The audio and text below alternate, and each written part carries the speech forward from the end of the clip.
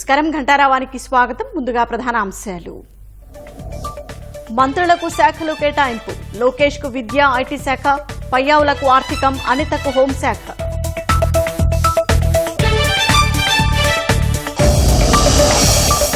ఏకైక ఉప ముఖ్యమంత్రి పదవితో పవన్ కు గౌరవం. కీలకమైన గ్రామీణాభివృద్ధి, పంచాయతీరాజ్ శాఖలు అప్పగింత.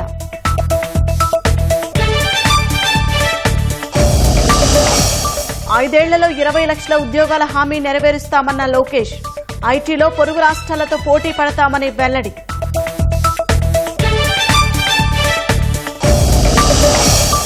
ల్యాండ్ టైటిలింగ్ యాక్ట్ రద్దుపై రాష్ట్ర వ్యాప్తంగా హర్షాతిరేకాలు. పొలాల్లో వేసిన జగనన్న సర్వేరాళ్లు తొలగించిన రైతులు.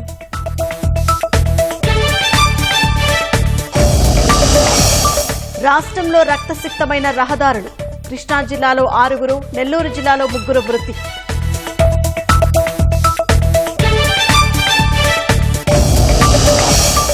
ఫ్రాన్స్, బ్రిటన్, ఉక్రెయిన్ దేశాధినేతలతో మోదీ ద్వైపాక్షిక చర్చలు. వ్యూహాత్మక భాగస్వామ్యాల బలోపేతంపై సమాలోచనలు.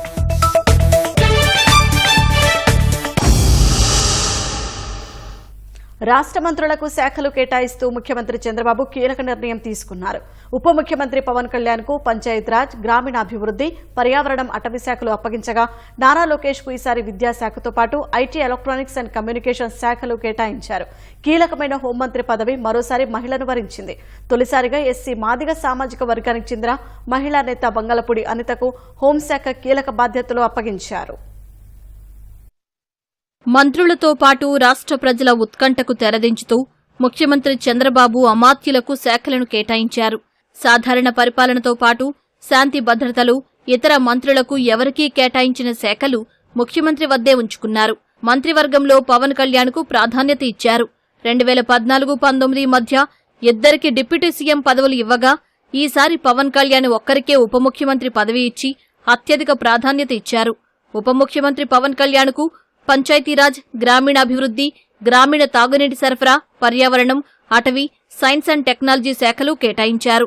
గత తెలుగుదేశం ప్రభుత్వ హయాంలో ఈ శాఖలు లోకేష్ నిర్వహించారు. లోకేష్ గతంలో నిర్వర్తించిన ఐటీ శాఖతో పాటు విద్య, రియల్ టైం గవర్నెన్స్ శాఖలు కేటాయించారు. ప్రతిపక్షంలో ఉండగా పోలీసుల నుంచి అనేక వేధింపులు ఎదుర్కోవడంతో పాటు ఎస్సీ నేత అయి ఉండి కూడా అట్రాసిటీ కేసు ఎదుర్కొన్న వంగలపూడి అనితకు ఇప్పుడు అదే పోలీసులు సెల్యూట్ చేసేలా హోంశాఖను కేటాయించారు.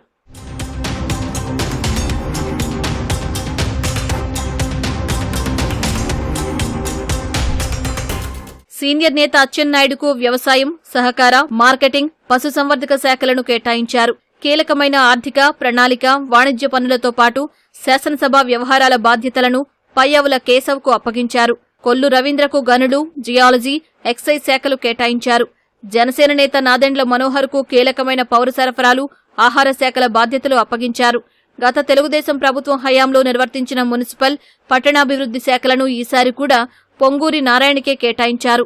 అమరావతి నిర్మాణంతో పాటు రాజధాని వ్యవహారంపై నారాయణకు పూర్తిస్థాయి పట్టు ఉన్నందున ఆయనకు అవే శాఖలను తిరిగి కట్టబెట్టారు. ఎన్ఎండి ఫరూక్కు న్యాయశాఖ, మైనారిటీ సంక్షేమ శాఖను అప్పగించారు. ఆనం రామనారాయణ రెడ్డికి దేవాదాయ శాఖను కేటాయించగా అనగాని సత్యప్రసాద్కు రెవెన్యూ, స్టాంపులు, రిజిస్ట్రేషన్ల శాఖ బాధ్యతలిచ్చారు. గృహ నిర్మాణం, సమాచార శాఖలను కొలుసు పార్థసారథికి అప్పగించారు.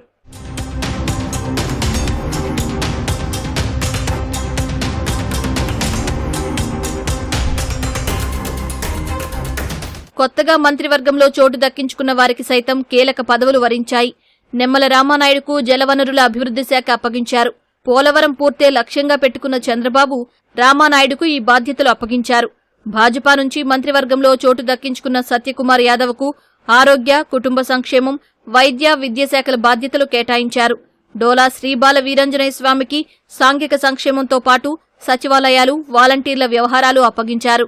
గొట్టిపాటి రవికుమార్కు విద్యుత్ శాఖ ఇవ్వగా చంద్రబాబు ఎంతో ఇష్టపడే పర్యాటక శాఖతో పాటు సాంస్కృతిక, సినిమాటోగ్రఫీ శాఖలను జనసేన నుంచి మంత్రివర్గంలో చోటు దక్కించుకున్న కందుల దుర్గేష్కు కేటాయించారు. గుమ్మడి సంధ్యారాణికి మహిళా, శిశు సంక్షేమం, గిరిజన సంక్షేమం బాధ్యతలు అప్పగించారు. బీసీ జనార్దన్ రెడ్డికి రోడ్లు, భవనాలు, మౌలిక వసతులు, పెట్టుబడుల శాఖలను కేటాయించారు. పరిశ్రమలు, వాణిజ్యం, ఆహార శుద్ధి శాఖలను టీజీ భరత్కు ఇవ్వగా సవితకు బీసీ సంక్షేమం, ఆర్థికంగా వెనుకబడిన వర్గాల సంక్షేమం, చేనేత శాఖలు కేటాయించారు.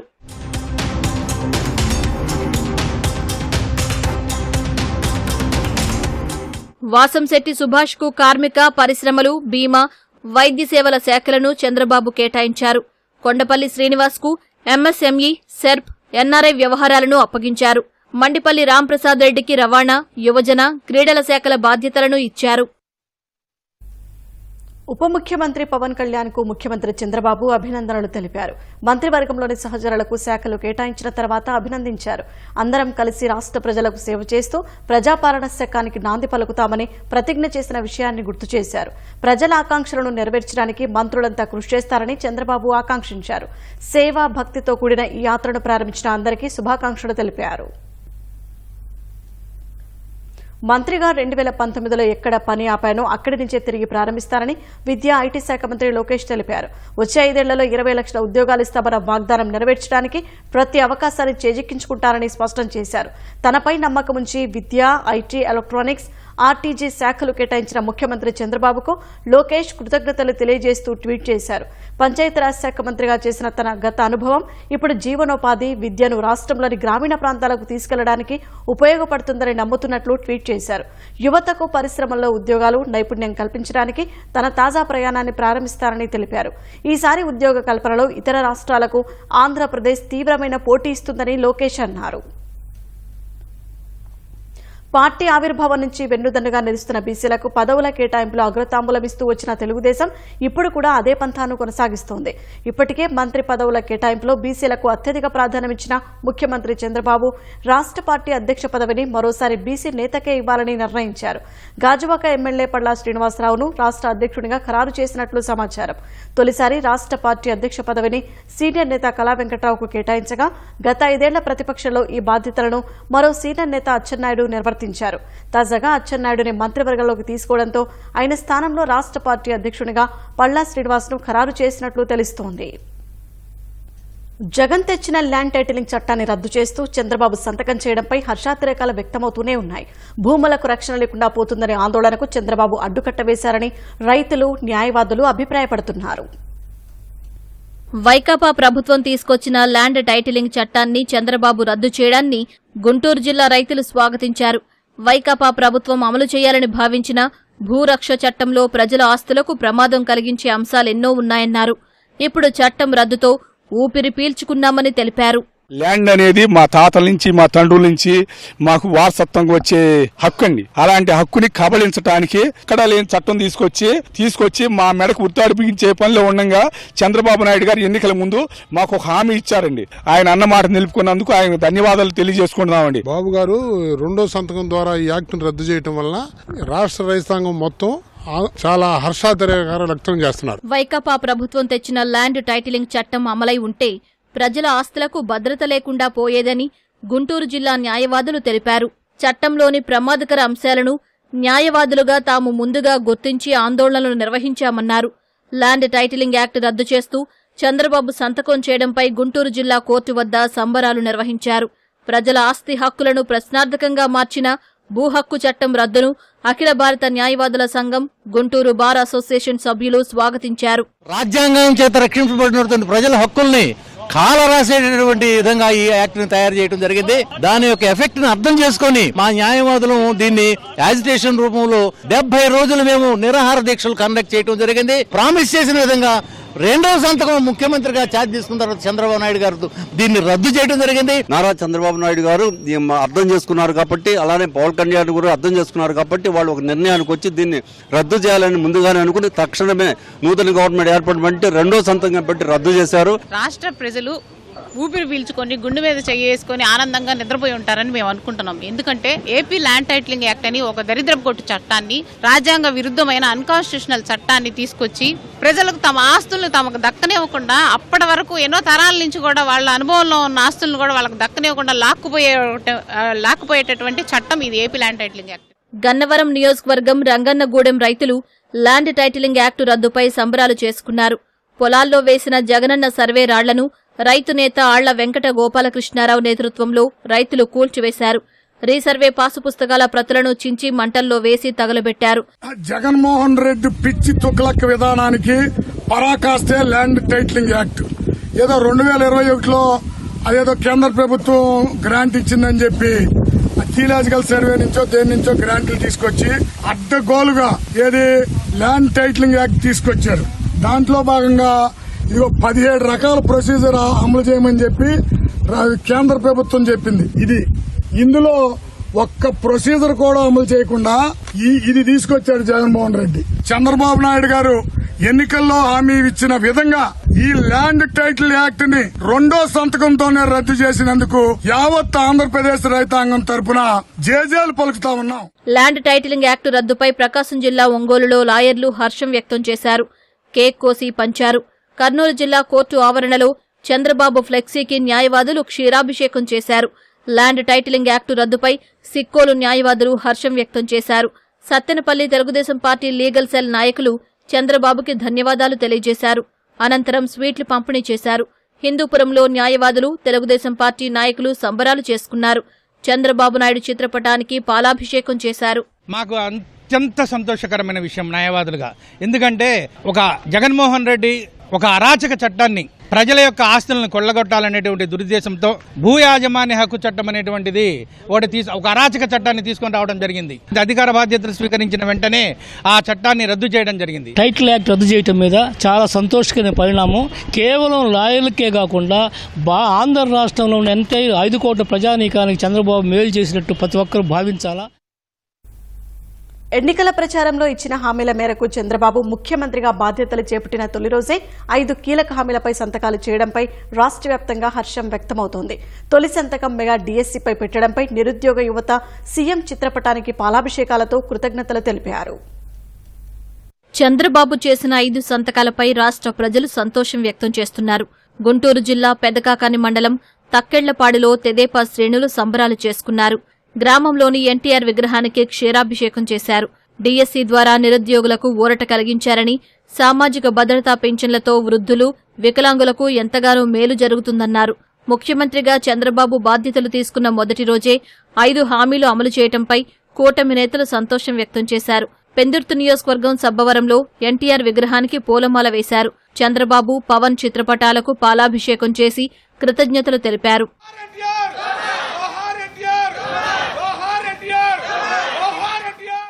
రాక్షస పాలన పోయి ప్రజాపాలన వచ్చింది. చంద్రబాబు గారు గెలవడం అనేది మాకు ఎంతో సంతోషదాయకంగా ఉంది. మాలాంటి పిల్లలు ఎంతో మంది ఉద్యోగ అవకాశాలు లేక రాజధాని ఈ విధంగా అయిపోయి వలస బతుకులు అయిపోయినాయి. అట్లాంటి వలస బతుకులు లేకుండా ఈరోజు చంద్రబాబు గారు రాగానే మొదటి సంతకాలు 5 దీనిపైనే పెట్టారు. అట్లానే వృద్ధులకు పెంచడం, వృద్ధులను పక్కన పెట్టకుండా వారికి కల్పించడం అనేది చాలా సంతోషంగా ఉంది.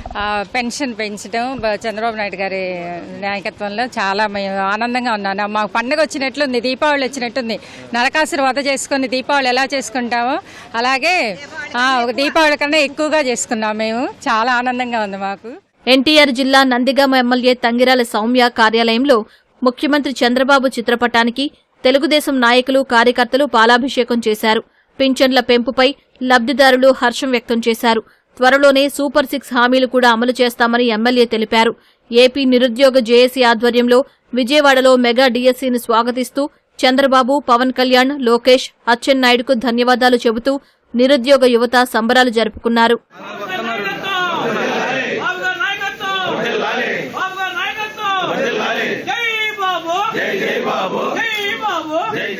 ఇచ్చిన మాట చంద్రబాబు నిలబెట్టుకున్నారంటూ నిరుద్యోగులు, యువత హర్షం వ్యక్తం చేశారు. మెగా డీఎస్సీపై సంతకం చేయడం పట్ల హర్షం వ్యక్తం చేస్తూ తిరుపతిలోని ఎస్వీయు పరిపాలనా భవనం ఎదుట చంద్రబాబు చిత్రపటానికి క్షీరాభిషేకం చేశారు.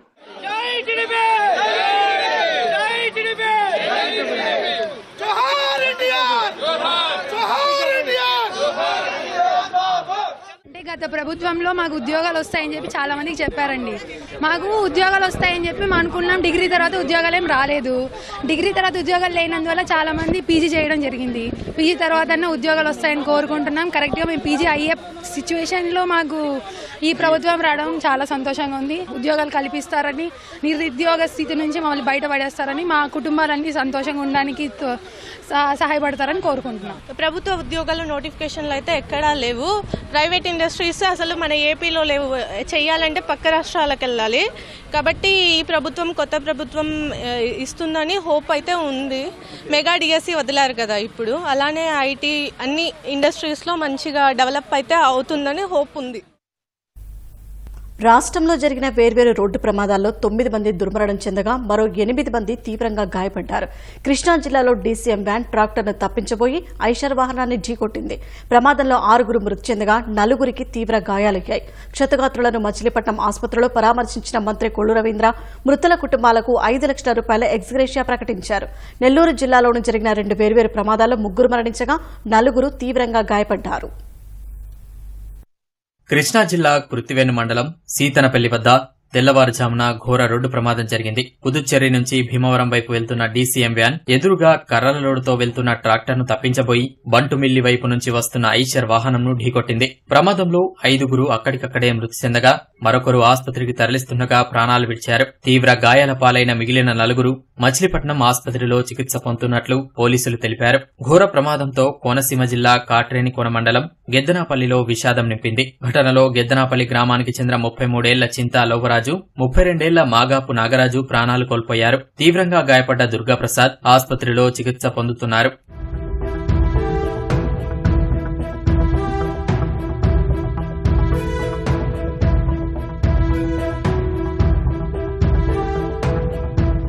ప్రమాదంలో 6 మృతి చెందడం పట్ల మంత్రి కొల్లు రవీంద్ర తీవ్ర విచారం వ్యక్తం చేశారు. మచిలీపట్నం ప్రభుత్వ ఆసుపత్రిలో చికిత్స పొందుతున్న క్షతగాత్రులను జిల్లా కలెక్టర్, ఎస్పీ, మాజీ ఎంపీ కొనకళ్ల నారాయణరావుతో కలిసి మంత్రి పరామర్శించారు. సీఎం చంద్రబాబు ఆదేశాల మేరకు మృతుల కుటుంబాలకు ఒక్కొక్కరికి 5 లక్షల చొప్పున మొత్తం 30 లక్షల ఎక్స్గ్రేషియాను కొల్లు రవీంద్ర ప్రకటించారు.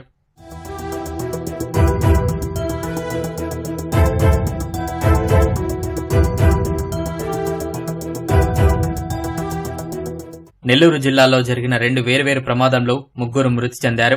సంగం మండలం దువ్వూరు వద్ద జాతీయ రహదారిపై ఓ వ్యాన్ అకస్మాత్తుగా రోడ్డుపై అడ్డుగా వచ్చిన గేదెలను ఢీకొట్టడంతో ప్రమాదం జరిగింది. ప్రమాదంలో నాగరాజు అనే వ్యక్తి అక్కడికక్కడే మృతి చెందాడు. డ్రైవర్ శ్రీనివాసులను 108లో ఆసుపత్రికి తరలిస్తుండగా చనిపోయారు. వ్యానులో ఉన్న మరో 3 స్వల్ప గాయాలయ్యాయి. కోవూరు వద్ద జాతీయ రహదారిపై మామిడికాయల లోడుతో వెళ్తున్న మినీ లారీ రోడ్డు పక్కన నిలిపి ఉన్న కంటైనర్ను వెనుక నుంచి ఢీకొట్టింది. ఈ ప్రమాదంలో డ్రైవర్ సతీష్ అక్కడికక్కడే మృతి చెందాడు. వాహన క్యాబిన్లో ఇరుక్కున్న క్లీనర్ను స్థానికులు, పోలీసులు కష్టపడి కాపాడి ఆసుపత్రికి తరలించారు. ఇటలీలో జరుగుతున్న G7 శిఖరాగ్ర సదస్సు నేపథ్యంలో ప్రధాని మోదీ పలు దేశాధినేతలతో ద్వైపాక్షిక చర్చలు జరిపారు. తొలుత ఫ్రాన్స్ అధ్యక్షుడు ఇమ్మాన్యుయల్ మేక్రాన్తో సమావేశమైన మోదీ ఇరు దేశాల మధ్య రక్షణ, అణు, అంతరిక్ష రంగాలతో సహా వ్యూహాత్మక భాగస్వామ్యాన్ని మరింత బలోపేతం చేసే మార్గాలపై చర్చించారు. వీటితో పాటు పలు ప్రపంచ, ప్రాంతీయ సమస్యలపై అభిప్రాయాలను పంచుకున్నారు. ప్రధాని మోదీ ఫ్రాన్స్ అధ్యక్షుడితో చర్చలు జరిపిన విషయాన్ని విదేశాంగ మంత్రిత్వ శాఖ అధికార ప్రతినిధి రణధీర్ జైస్వాల్ ఎక్స్లో పోస్ట్ చేశారు. బ్రిటన్ ప్రధాని రిషి సునాక్తోనూ ప్రధాని మోదీ ద్వైపాక్షిక సమావేశంలో పాల్గొన్నారు. ద్వైపాక్షిక బంధం, ఉమ్మడి ప్రయోజనాలపై సునాక్తో మోదీ చర్చించినట్లు తెలుస్తోంది. ఉక్రెయిన్ అధ్యక్షుడు జెలెన్స్కీతోనూ మోదీ చర్చలు జరిపారు. రష్యా ఉక్రెయిన్ వివాదానికి సంబంధించిన పలు అంశాలను ప్రధాని మోదీకి జెలెన్స్కీ వివరించినట్లు సమాచారం. గతేడాది మేలో హిరోషిమాలో జరిగిన G7 శిఖరాగ్ర సదస్సు సందర్భంగా మోదీని జెలెన్స్కీ కలిశారు. రష్యా ఉక్రెయిన్ మధ్య వివాదాన్ని చర్చల దౌత్యం ద్వారా పరిష్కరించుకోవాలని భారత్ ఇప్పటికే పలుమార్లు స్పష్టం చేసింది.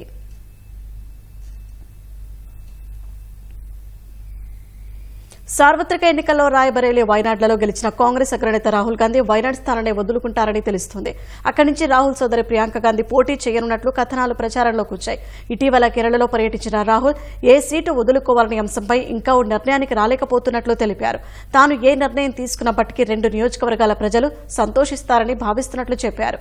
వైనాడ్ స్థానం ఖాళీ కావచ్చని కేరళ పీసీసీ అధ్యక్షుడు సుధాకరన్ చేసిన వ్యాఖ్యలతో రాహుల్ ఆ స్థానాన్ని వదులుకుంటారని చర్చ మొదలైంది.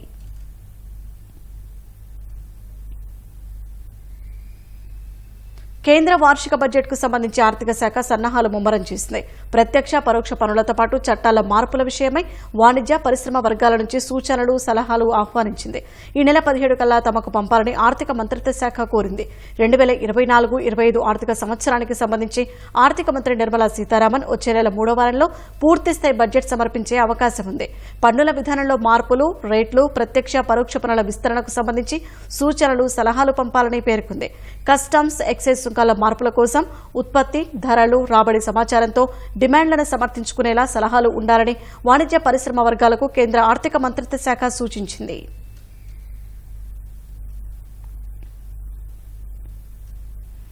కేంద్రపాలిత ప్రాంతం జమ్మూ కాశ్మీర్లోని పాఠశాలలో ఇక నుంచి జాతీయ గీతాలాపన తప్పనిసరి చేశారు.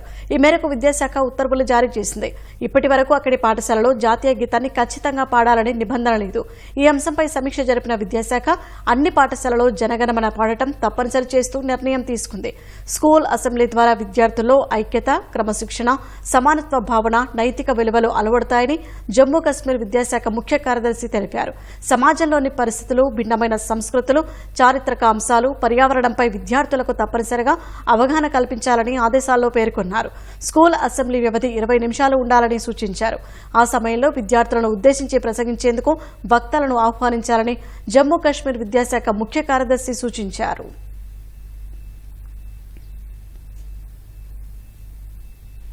త్వరలో ఫోన్ నంబర్లకు ఛార్జీ వసూలు చేయనున్నట్లు వస్తున్న వార్తలపై టెలికాం నియంత్రణాధికార సంస్థ ట్రాయ్ స్పష్టతనిచ్చింది. అవన్నీ పూర్తిగా అవాస్తవమని కొట్టిపారేసింది. ఈ మేరకు ట్రాయ్ శుక్రవారం ఓ ప్రకటన విడుదల చేసింది. ఫోన్ నంబర్లకు వినియోగదారుల నుంచి ఎలాంటి ఫీజులు వసూలు చేసే ప్రణాళిక లేదని తేల్చెప్పింది. నేషనల్ నెంబరింగ్ ప్లాన్పై ఇటీవల టెలికాం శాఖ తమను సంప్రదించి ప్రతిపాదనలు కోరిందని ట్రాయ్ వెల్లడించింది. నంబరింగ్ వనరుల సమర్థ వినియోగం కోసం సూచనలు ఇవ్వాలని అడిగినట్లు తెలిపింది. ఈ మేరకే తాము చర్చాపత్రం విడుదల చేశామన్న ట్రాయ్ నంబర్ల కేటాయింపు విధానాల్లో కొన్ని సవరణలను మాత్రమే ప్రతిపాదించామని ప్రకటనలో పేర్కొంది. నంబరింగ్ వనరుల నియంత్రణ నిమిత్తం TRAI revision of national numbering plan పేరుతో ఇటీవల ఓ చర్చాపత్రాన్ని విడుదల చేసింది. ఈ క్రమంలోనే ఫోన్ నంబర్లపై ఛార్జీ విధించాలని ట్రాయ్ యోచిస్తున్నట్లు వార్తలు వచ్చాయి.